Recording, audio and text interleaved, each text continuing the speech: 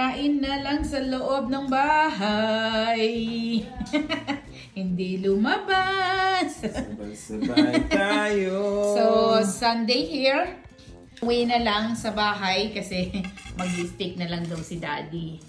Dito naman kakain ulit ng mga bata sana sa Jollibee, no? The kids wants Jollibee, pero ayan, naggaya na lang si Daddy. Mag-steak na lang daw kami. Oh.